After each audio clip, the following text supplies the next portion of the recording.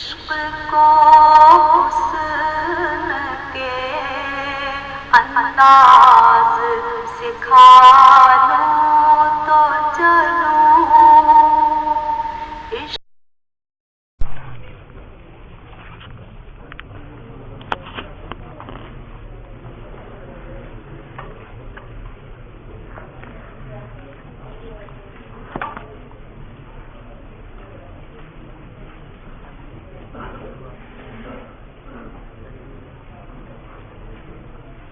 وَمِنْهُ الْمُزَاوَجَةُ،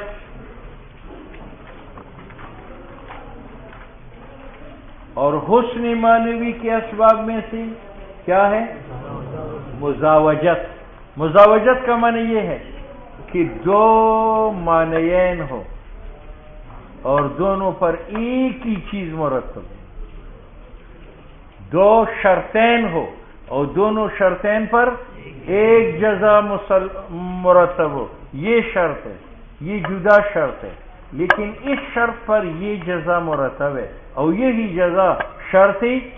اول پر مرتب ہے۔ ٹھیک ہے، جیسے متنبی نے کہا تھا کہ معشوق کے پاس جب چغل خور لوگ آتے ہیں، چغلی کرتے ہیں، فلج بہ الحال، تو اس کی جدائی مجھ سے واقع ہوتی ہے، تیز ہوتی ہے جدائی۔ اور جب وہ چغل خور میرے پاس چغلی کرنے کے لیے آتے ہیں تو اس کی محبت تیز ہوتی ہے۔ وہاں بھی تیزی مرتب ہو گئی چغل خوری پر، یہاں بھی تیزی مرتب ہو گئی، اگرچہ وہاں تیزی فراق میں ہے اور یہاں تیزی، لیکن نفسی تیزی ایک معنی ہے، ایک جزا ہے، اور وہ دو شرطوں پر مرتب ہے۔ ٹھیک ہے، وَهُوَ أَن يُزَاوَجَ، یہ یزاوجہ جو ہے نا یہ مجہول ہے، یا اس میں ضمیر راجع ہے مزاوجت کی طرف، وہ نائب فاعل ہے، اور یا ان یزاوجہ مجہول ہے اور اس کا نائب فاعل آئندہ متن ہے بین معنیین فی الشرط والجزاء، تو یا نائب فاعل ضمیر ہے مستتر جو مزاوجت کی طرف راجع ہے، یا ضمیر اس میں نہیں ہے، اور یزاوجہ کا نائب فاعل کون ہے؟ بین معنیین، کہ مرکب کیا جائے دو معنیین کو، اس لیے کہتے ہیں یزاوجہ معنی توقع المزاوجت، یہ وہ مزاوجت ضمیر کا معنی ہے، علی ان الفعل، کہ یزاوجہ جو ہے یہ مسند ہے ضمیر کی طرف جو مصدر کی طرف راجع ہے، یا یہ کہ یزاوجہ منصوب ہے ظرف کی طرف جو یہ قول ہے بین معنیین فی الشرط والجزاء والمعنی۔ متن کا معنی یہ ہے کہ مزاوجت کا معنی یہ ہے کہ ایک شرط یہ ہے اور ایک شرط یہ ہے، اور ان دونوں شرطوں پر ایک ہی جزا مرتب ہے، شرط اول پر بھی یہ مرتب ہے، شرط یہاں بھی چغل خوری ہے محبوب کے سامنے، اس پر تیزی مسلط ہے، اور متنبی کے سامنے بھی چغل خوری ہے، اس پر بھی تیزی مرتب ہے، اگرچہ وہاں تیزی جدائی کی ہے اور یہاں تیزی۔ والمعنی ان یجعل معنیان، کہ دو معنیان کو واقع کیا جائے شرط اور جزا میں، مزدوجین مرکب کیا جائے، فی ان یترتب، کہ مرتب ہو جائے ہر معنی کے اوپر معنن، وہ معنی جو مرتب علی الآخر ہے، اذا ما نہى الناہی، جب منع کرتا ہے منع کرنے والا مجھے معشوق سے، فلجہ، تو تیز ہو جاتی ہے میرے دل میں الہوا، تیزی مرتب ہو گئی یعنی، اشاحت اساحت الی الواشی، اور وہ جب کان متوجہ کرتی ہے چغل خور کو، فلجہ، تو تیز ہو جاتی ہے بھی اس میں الحجر، ٹھیک ہے یعنی اذا ما نہى الناہی، جب منع کرتا ہے منع کرنے والا، ومنعنی، مجھے روکتا ہے، عن حبها، محبوبہ کی محبت سے، تو تیز ہو جاتی ہے میری دل میں الحوا، اس کی محبت،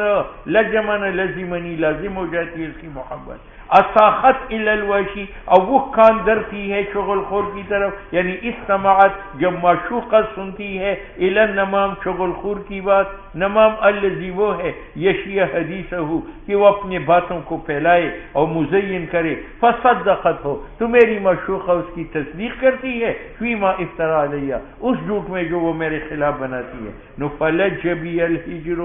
تیز ہو جاتی ہے محبوبہ میں جدائی۔ خود کہتے زاوجہ مرکب کیا نہی النہی و اساختها الی الوشی، یہ واقعان شرط و جزا میں، فی ان رتب علیہما دونوں پر مرتب کیا، لجاج شیء تیزی ایک شے کی، ایک جانب میں تیزی جدائی کی ہے، ایک جگہ میں تیزی وصل کی ہے، ٹھیک ہے۔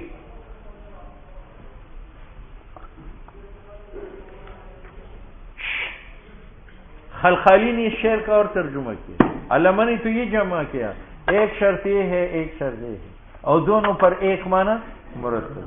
ٹھیک ہے۔ اور خلخالی نے یہ کیا ہے کہ نہیں یہ شرط ہے اس کی جزا ہے یہ الگ معنی ہے، اور یہ شرط ہے اور یہ جزا ہے یہ الگ ہے، یہ جزا اپنی شرط پر مرتب ہے، اور یہ ان دو میں مزاوجت آ گئی یعنی ترکیب، ان دو میں مزاوجت آ گئی ترکیب، جاہلا مثلا واسطہ۔ وقد یتوہم او کبھی وہم کیا جاتا ہے من ظاہر العبارت کہ مزاوجت یہ ہے کہ جمع کیا جائے دو معنیین شرط میں اور دو معنیین جزا میں، جس طرح یہاں شرط میں جمع ہے نہی النہی اور لجاج الہوا، اور جزا میں شرط ہے اساختها الی الوشی اور لجاج الحجر وهو فاسد۔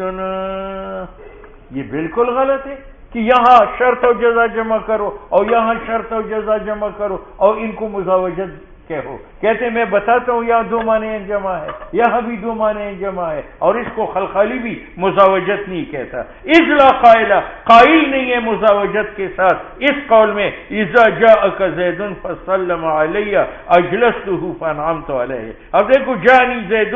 ایک معنی اور سلم علی دوسرا معنی، یہ بھی جمع ہے، آگے اجلسته یہ ایک معنی اور انعمت علیہ دوسرا معنی، یہ دو الگ جمع ہے، اس کو کوئی مزاوجت نہیں کہتے۔ وَهُوَ الْمَأْخُوذُ مِنْ كَلَامِ السَّلَفِ۔ بس کہنا کو سبق قائم کرنا ضرور، ان کو کہو دفتر میں بیٹھو کام کے وقت کو دیتے کرو۔ وَمِنْهُ الْعَكَسُ وَمِنْهُ اور محسنات معنویہ میں سے عکس ہے، مزاوجت ذہن میں آ گئی۔ وَمِنْهُ الْعَكَسُ اور محسنات معنویہ میں سے عکس ہے، عکس کا معنی یہ ہے یہ دو مل کر مبتدا ہے، یہ دو مل کر خبر ہے، لیکن ان دو میں جو اول ہے ان دو میں اس کو آخر بنایا گیا، اور جو آخر ہے اس کو عادات السادات سادات العادات، عادات السادات مضاف مضاف الیہ مل کر مبتدا، سادات العادات مضاف مضاف الیہ مل کر خبر۔ اس میں عادات اول تھا اور سادات ثانی ہے، یہاں سادات اول ہے اور عادات ثانی ہے۔ عادت بادشاہوں کے بادشاہ ہوتے ہیں عادت کے، ٹھیک ہے۔ یہاں عکس کے معنی میں ذرا اختلاف ہے، اس پر غور کریں۔ معنوی میں سے عکس و تبدیل ہے، عکس تبدیل یہ ہے ان یقدم جزء فی الکلام کہ عادات کو کلام میں پہلے ذکر کرو علی جزء آخر سادات پر، ثم یؤخر ذلک المقدم پھر وہ عادات مقدم کو مؤخر کرو جزء مؤخر اس جو سے جو مؤخر اولا تھا۔ عبارت سری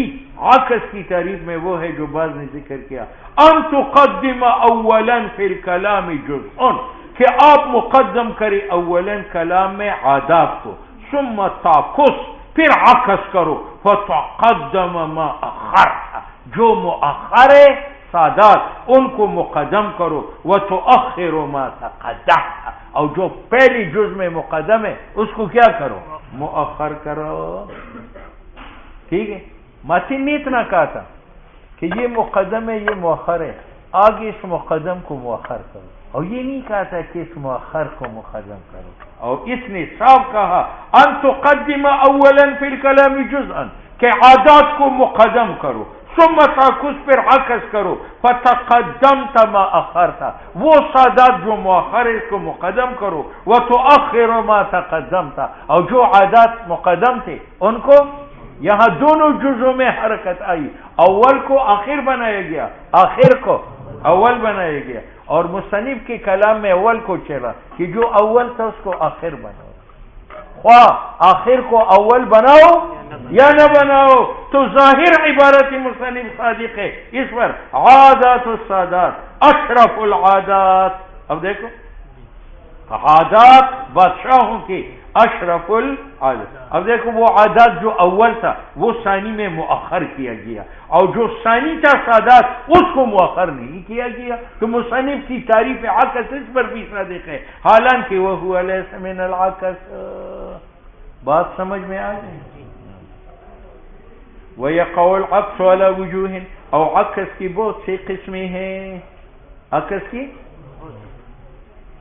منہا ان میں سے ایک یہ ہے ان یقع، کہ عکس واقع ہو جائے بین احد طرف الجملہ وما اضیف الیہ، کہ عکس واقع ہو جملے کے ایک طرف میں جو مضاف ہے، وما اضیف ذلک الیہ، اور اس کے مضاف الیہ میں، جیسے عادات السادات، سادات العادات، عادات السادات مبتدا ہے، سادات العادات خبر ہے، اب جملے کے ایک طرف عادات ہے، اس کو مؤخر کیا گیا دوسرے جز میں، وہاں عادات مضاف الیہ ہے، اور سادات جو اول تھا اس کو، ثانی تھا اس کو اول بنایا، ٹھیک ہے۔ خود کہتے ہیں فالعادات، عادات جو ہے یہ کلام کے طرفین میں سے اول طرف ہے، اور سادات جو ہے مضاف الیہ ہے اس طرف کا، وقد وقع العکس بینہما، اور دوسرے جز میں عکس آیا بان قدم اولا العادات، کہ عادات کو اول میں مقدم کیا گیا تھا سادات پر، اور دوسری جز میں سادات مقدم کیا گیا کس کے اوپر؟ ومنها، اور وجوہ عکس میں سے یہ ہے ان یقع بین متعلق فعلین فی جملتین، کہ عکس واقع ہو جائے دو فعلوں کی متعلقین میں، وہ دو فعل جو جملتین میں واقع ہو، یعنی یہ جملہ ہے اور یہ جملہ ہے، اس جملے میں یہ مجرور ہے، یہ مفعول ہے، اس جملے میں مفعول کو مجرور بنایا اور مجرور کو مفعول بنایا۔ یخرج الحی من المیت ایک جملہ، اور یخرج المیت من الحی دوسرا جملہ، پہلی جملے میں حی مفعول تھا مگر دوسری جملے میں وہ مجرور بنا، اور پہلی جملے میں میت مجرور تھا دوسری جملے میں مفعول بنا۔ خود کہتے ہیں حی و میت متعلقان یخرجو کا، وقدم اولا الحی علی المیت، اور ثانیا میت کو مقدم کیا گیا علی الحی۔ ومنہ، او اقسام عکس میں سے ہے ان یقع بین لفظین، بین طرف جملتین، جملہ کی دو طرفین ہیں، اس جملہ کی دو طرف ہے، ایک یہ ہے ایک یہ ہے، دوسری جملے کی طرفین میں الٹ دیا، جو اول تھا وہ ثانی بنایا، جو ثانی تھا اول بنایا۔ لا ہن حل لہم،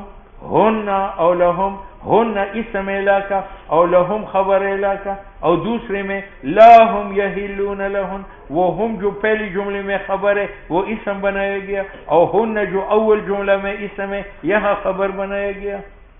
بیچارہ سب کچھ بتاتا ہے، قدم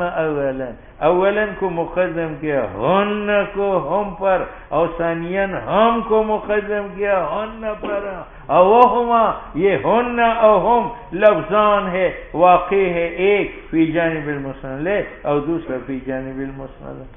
سمجھتے ہو؟ ومنہ، اور حسن معنوی کے اسباب میں سے الرجوع، رجوع کا معنی یہ ہے، پیر بگاڑا نے یہاں تقریر شروع کی، چلتے چلتے جب یہاں پہنچا تو تقریر سابق کو غلط قرار دیا،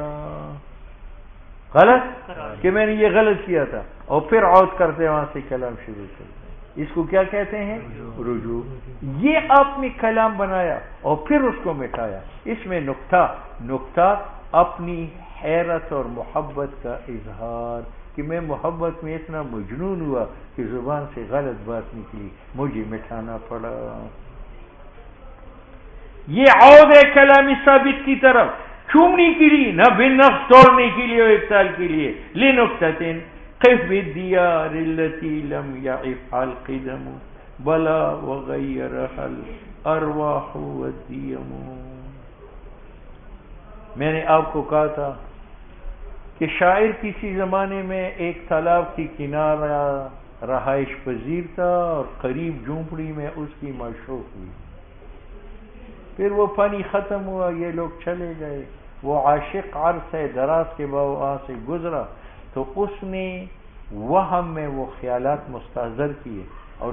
دوست کو کہتے ہیں قف بالدیار التی، کھڑے ہو جاؤ ان گھروں کے پاس، لم یعف القدم، کہ زمانے کی گزرنے نے اس کو مٹھایا نہیں۔ کیا معنی ہوا کہ مکانات موجود تھے یا مٹ چکے؟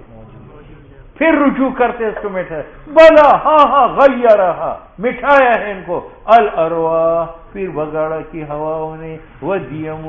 اور اس کے موشنوں نے، بارشوں نے۔ تو دیکھو پہلے کلام کیا تھا کہ مکانات قائم ہیں اور اب کہتے ہیں مکانات مٹ چکے ہیں۔ یہ بتا دیا کہ مجھے وہ ماضی کی محبت اور عشق غالب آیا، ہاں تو وہ مکانات میری ذہن میں تھے، میں نے سمجھا تھا کہ زمین پر ہے، زمین پر نہیں۔ ٹھیک ہے یا نہیں؟ قف بالدیار التی، کڑی ہو ان گھروں پر، لم یعفا، کہ پرانا مٹھایا نہیں ان کو، القدم، زمانے کی طول نے، اے لم یبلہا، پرانا نہیں بنایا تطاول زمان اور تقادمی زمان نے۔ پھر عود کی اس کلام کی طرف، وَنَخَذَهُ بِقَوْلِهِ وَغَيَّرَهَا الْأَرْوَاحُ، بلا وغیرها، ہاں مٹھایا ہے ان کو ارواح، تیز ہواؤں نے، ودیم، مسلسل بارشوں نے، یعنی ریاح اور امطار نے۔ اور نقطہ اظہار حیرت کا ہے، وتدلو، اور حیرت کا ہے، کأنہ اخبر اولا، اس نے خبر دی اولا، بما، اس عمارت کے ساتھ، لا تحقق لہ، جو نفس الامر میں نہیں تھے، ثم افاق بعض الافاقہ، پھر کچھ ہوش میں آیا، فنقض الکلام السابق، کلام سابق کو توڑا، قائلا، اس نے کہا، بلا عفا القدم، مٹھایا ہے مکانات کے زمانے نے، گزرنے نے، وغیر الارواح والدیم، اور مٹھایا ہے اس کو ہواؤں نے اور مسلسل بارشوں نے۔ بس کل تلخیص ہے